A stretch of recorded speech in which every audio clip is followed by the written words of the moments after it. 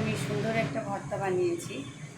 এটা সবাই খায় কিনা আমি জানি না, তবে আমি খাই, ভালোই লাগে। আর আজকে কী হবে জানি না, খেতে পারবো কি না, খেতে দিবে কিনা আমার বর আমাকে, এটা হচ্ছে বড় টেনশন। কারণ আমার খেলে পারে আমার সমস্যা হবে। আমরা যে কাঠুয়া ডাঁটা খাই, ওই ডাঁটার যে পাতাগুলো হয়, জালি জালি যে পাতা, সেই পাতাটা আমি ভর্তা করেছি। সুন্দর করে আমি তাকে সিদ্ধ করেছি আগে, এই যে পরিষ্কার করে ধুয়েছি, সিদ্ধ আমার হাতে এখনো লেগে আছে, মাখাচ্ছিলাম। সুন্দর করে সিদ্ধ করেছি, পরিষ্কার করে ধুয়ে আমি তাকে কাঁচামরিচ, পেঁয়াজ, শুকনো মরিচ, সরষা পাতা, এই সরষা পাতা সরিষার তেল দিয়ে ভর্তাটা করেছি।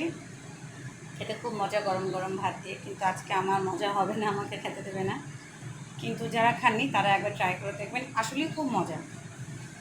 এমনি আমরা নর্মালি মানে পেঁয়াজ দিয়ে, কাঁচামরিচ দিয়ে, ধনা পাতা, তারপরে শুকনো মরিচ পুড়িয়ে যে ভর্তাটা করি, সেম টাইপেরই ভর্তা, ওরকমভাবেই করতে হবে। খেতেও খুব মজা। খেয়ে দেখবেন, ভালো লাগবে।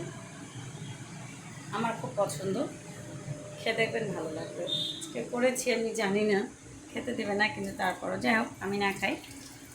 আমার ছেলে একটু ঝাল পছন্দ করে, আমারও পছন্দ ঝাল। দেখা যাক কী হয়। আর আপনারা অবশ্যই ট্রাই করে দেখবেন, খেতেও ভালো লাগে। এতে একটু সরষে বাটা দিলেও হয়, কিন্তু আজকে আমি পারিনি আমার সময়ের সাথে, তাই দিন। আল্লাহ হাফেজ।